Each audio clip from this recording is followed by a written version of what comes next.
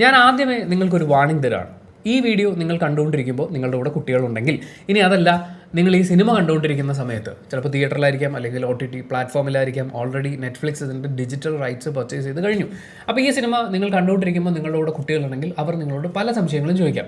Cinema കാണുമ്പോൾ കുട്ടികൾ സംശയം ചോദിക്കുന്നത് സ്വാഭാവികമാണ്. പക്ഷേ ഈ സിനിമയുമായി ബന്ധപ്പെട്ട് അവർ നിങ്ങളോട് ചോദിക്കാൻ പോകുന്ന ചോദ്യങ്ങൾക്ക് പുരുഷ ലൈംഗികതയുമായി വളരെയധികം ബന്ധമുണ്ട്. അപ്പോൾ ആ കാര്യങ്ങൾ കുട്ടികളുടെ ഭാഷയിൽ അവർക്ക് മനസ്സിലാവുന്ന രീതിയിൽ പറഞ്ഞ് മനസ്സിലാക്കി കൊടുക്കാൻ നിങ്ങൾക്ക് പറ്റില്ലെങ്കിൽ ആ പണിക്ക് നിൽക്കരുത്. തെറ്റായ കാര്യങ്ങൾ കുട്ടികളിലേക്ക് ഫീഡ് ചെയ്യാതിരിക്കുക. മാന്യമായി സഭ്യമായി അവർക്ക് മനസ്സിലാവുന്ന രീതിയിൽ അവതരിപ്പിക്കാൻ പറ്റുമെങ്കിൽ വിദഗ്ധരുടെ സഹായം തേടുക. പെരുസ് എന്ന് പറയുന്ന സിനിമ തിയേറ്ററിൽ പോയി കണ്ടു. ഇളങ്കോ രാം സംവിധാനം ചെയ്തിട്ടുള്ള സിനിമയാണ്. അദ്ദേഹവും ബാലാജി ജയറാമനും കൂടി ചേർന്നാണ് ഇതിൻ്റെ തിരക്കഥ ഒരുക്കിയിട്ടുള്ളത്. സിനിമയുടെ കഥ അല്ലെങ്കിൽ ആ സിനിമയുടെ തുടക്കം എന്ന് പറയുന്നത് വളരെ സിമ്പിളാണ്. ഒരു ഗ്രാമം, അവിടെ ഒരു പ്രായമായ ആളുണ്ട്. പുള്ളിക്ക് 2 ആൺമക്കളുണ്ട്. 2 പേരുടെയും വിവാഹം കഴിഞ്ഞു. ഈ പ്രായമായ ആൾക്ക് ഒരു ഭാര്യ കൂടിയുണ്ട്. എന്ന് വെച്ചാൽ പൊതുവെ എല്ലാവരും അറിയുന്ന ഒരു ഭാര്യയും കൂടിയുണ്ട്.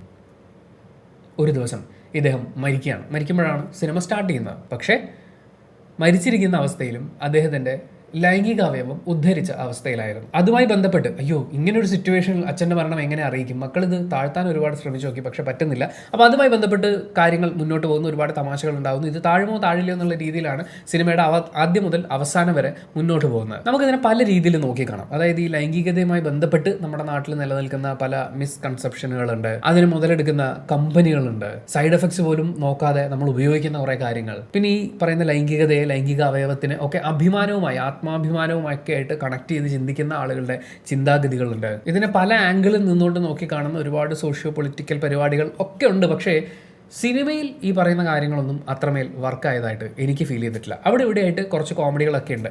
ഞാൻ തിയേറ്ററിൽ സിനിമ കാണാൻ ചെല്ലുന്ന സമയത്ത് ഞാൻ നോക്കുമ്പോൾ ആരുമില്ല. ഞാൻ ഒറ്റയ്ക്ക് ഒരു തിയേറ്ററിൻ്റെ ഒത്ത നടുക്കിരുന്നിട്ടാണ് ഈ സിനിമ കാണുന്നത്. സിനിമ തുടങ്ങി ജസ്റ്റ് കുറച്ച് കഴിഞ്ഞപ്പോഴേക്കും ഒരു പുള്ളിക്കാരൻ വന്നു. പുള്ളി എൻ്റെ സൈഡിൽ വന്നിരുന്നു. എന്നോട് ചോദിച്ചു സിനിമ തുടങ്ങിയിട്ട് കുറേ നേരമായെന്ന്. ഞാൻ പറഞ്ഞു പുള്ളി തട്ടിപ്പോയി താഴുന്നില്ല, ഇതാണ് അവസ്ഥ എന്ന് പറഞ്ഞു. പുള്ളിയും അത് കണ്ടുകൊണ്ടിരുന്നു. ഇടയ്ക്കിടയ്ക്ക് ഈ താഴാത്തതിൻ്റെ കോമഡികൾ വന്നു കഴിഞ്ഞപ്പോൾ അദ്ദേഹം ഒരുപാട് ചിരിക്കുന്നുണ്ടായിരുന്നു. നമുക്ക് ഒരുപാട് ചിരി വരും, കാര്യം സിറ്റുവേഷൻസ് അങ്ങനെയാണ്. പക്ഷേ ഒരു സമയം കഴിഞ്ഞപ്പോൾ ഒന്ന് താഴ്ത്തരയെന്ന് നമുക്ക് തന്നെ പറയാൻ തോന്നുന്ന പോലെ, അല്ലെങ്കിൽ ഇത് എങ്ങും എത്താതെ ഇങ്ങനെ നീണ്ടു വലിഞ്ഞു പോകുന്നത് പോലെ തോന്നിയിട്ടുണ്ടായിരുന്നു. പല കോമഡി രംഗങ്ങളും ഈ പറയുന്ന പോലെ നമുക്ക് ഇങ്ങനൊരു കോമഡി ഉണ്ടല്ലോ, അല്ലെങ്കിൽ ഇങ്ങനൊരു സിറ്റുവേഷനിൽ ഇങ്ങനൊരു കോമഡി വരുമല്ലോ, അപ്പോൾ ആ കോമഡി നമുക്ക് ഇവിടെ കൊണ്ടുവരാമല്ലോ എന്ന് പറയുന്നത് പോലെ.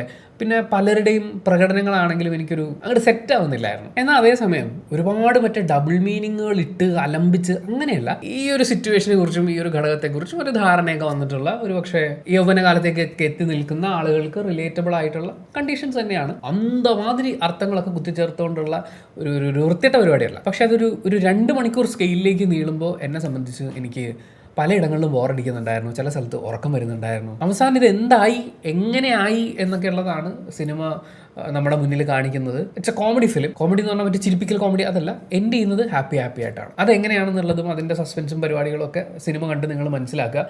എന്നെ സംബന്ധിച്ച് ഒരു ആവറേജ് വാച്ച്.